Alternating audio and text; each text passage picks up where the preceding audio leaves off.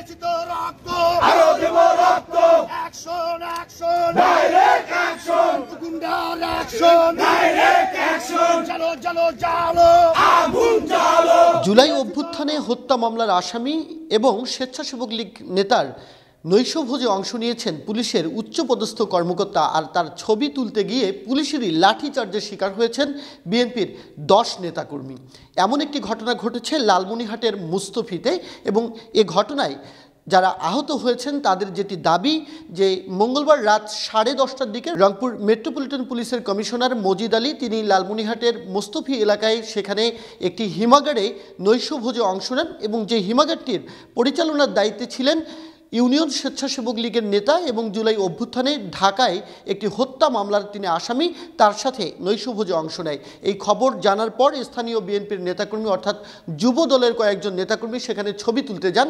এতে পুলিশের সাথে বাকবিতণ্ডা বাধে, এক পর্যায়ে তাদের উপরে চড়াও হয়ে যায় পুলিশ। ধীরে ধীরে বিএনপির অন্যান্য নেতাকর্মীরা সেখানে উপস্থিত হতে থাকেন এবং মহাসড়ক অবরোধ করেন তারা। এই মহাসড়ক অবরোধকালীন সময়ে সেখানে সদর থানা পুলিশের যারা সদস্য ছিল সেই সদস্যরা তাদের উপরে লাঠিচার্জ করে প্রায় 10 থেকে 12 জন আহত হন। তাদের মধ্যে বেশ কয়েকজন গুরুতর আহত হওয়ায় তাদেরকে লালমনিরহাট সদর হাসপাতালে পাঠানো হয়। আমরা যেটি শুনেছি যে আসলে পুলিশের যেহেতু তিনি ডিআইজি পদমর্যাদার রংপুর মেট্রোপলিটন পুলিশের কমিশনার আব্দুল মজিদ, তিনি যেহেতু সেই হিমাগারে নৈশভোজে গিয়েছিলেন এবং সেই খবর জানার পর স্বভাবতই প্রোটোকল দেওয়ার জন্য লালমনিরহাটের পুলিশ সুপার তরিকুল ইসলামও সেখানে উপস্থিত ছিলেন। কিন্তু তারা যতক্ষণ উপস্থিত ছিলেন ততক্ষণ পুলিশের সাথে যে বিএনপি নেতাকর্মীদের বাকবিতণ্ডা বা হাতাহাতির ঘটনা সেটি তাদের দৃষ্টিগোচর হয়নি। রাত 10টা থেকে রাত 1টা পর্যন্ত এই মহাসড়ক অবরোধ করে রাখা হয়। এক পর্যায়ে সেখানে পুলিশের উচ্চ পদস্থ কর্মকর্তারা উপস্থিত হয়ে পরিস্থিতি নিয়ন্ত্রণে আনেন। জেনেক্সে শিফট করো, লাইফকে লিফট করো। পাশাপাশি যারা বিএনপির নেতাকর্মীদেরকে লাঠিচার্জ করেছে এবং যারা এই ঘটনার সাথে জড়িত, এই বিষয়ে সদর থানার অফিসার ইনচার্জ আব্দুল কাদের এবং গোয়েন্দা সংস্থা ডিবি পুলিশের যিনি অফিসার ইনচার্জ রয়েছেন ফিরোজ কবির, তাদের দুজনকে প্রত্যাহার করা হয়েছে পুলিশ লাইনে। ঘটনাতে আপনারা জানেন ইতিমধ্যে যে আমাদের ওসি সদর এবং ওসি ডিবিকে আমরা ইতিমধ্যে পুলিশ লাইনে প্রত্যাহার করেছি এবং 3 সদস্য বিশিষ্ট আমার অতিরিক্ত পুলিশ সদর সার্কেলকে দিয়ে 3 সদস্য বিশিষ্ট একটি কমিটি গঠন করে দিয়েছি। এই কমিটি আগামী 7 দিনের মধ্যে রিপোর্ট দিবে। এই রিপোর্ট প্রাপ্তির সাপেক্ষে যার যে রেসপন্সিবিলিটি আছে আমরা সেই অনুযায়ী বিধি মোতাবেক ব্যবস্থা নেব। ঘটনার তদন্ত করবার জন্য 3 সদস্যের একটা কমিটি গঠন করা হয়েছে, যে কমিটির প্রধান করা হয়েছে লালমনিরহাটের সার্কেল AKM ফজলুল হককে, এবং তাদেরকে তদন্ত কমিটিকে বলা হয়েছে আগামী 7 কার্য দিবসের মধ্যে কি ঘটেছিল সেই প্রকৃত ঘটনা জেনে একটি প্রতিবেদন দাখিল করতে বলা হয়েছে, এবং সেই দাখিলকৃত প্রতিবেদনের উপরে ভিত্তি করেই কিন্তু ব্যবস্থা নেওয়া হবে।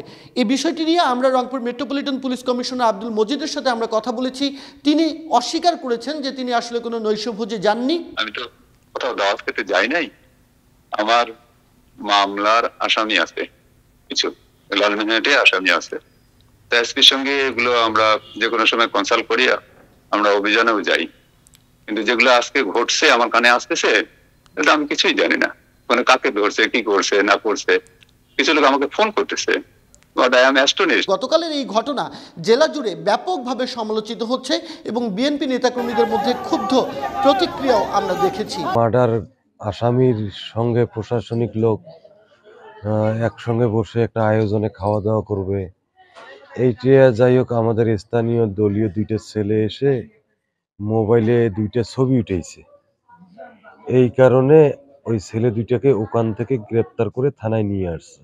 কিছুক্ষণ পর দেখি আমরা মার্ডার কেসের আসামি আখের সেখানে স্টোর থেকে রুম থেকে বেরে একটু ছটফট করতেছে। তখন আমরা দৌড়ে গিয়ে ওনাকে আমরা মানে সবার মাঝে নিয়ে বলছি যে আমাদের ছেলে 2টা যতক্ষণ পর্যন্ত নাই আসে ততক্ষণ পর্যন্ত আপনি কোথাও যাইতে পারবেন না। মারতে মারতে সবারই একদম অনেককেই মারে ওখানে ওইভাবে। তারপর আমাকে সহ ইউনিয়ন যুব দলের সাধারণ সম্পাদক হাবিবুর রহমান নয়ন ভাইকে নিয়ে মারতে মারতে ডিবির গাড়িতে ওঠা একটা সাদা রঙের মাইক্রোবাসে। ওখানে ওঠার পরে মাইক্রোবাসের ভিতরে আবার আমাদেরকে মানে বেদম মারপিট করে ওরা এবং বিভিন্ন কথা বলে।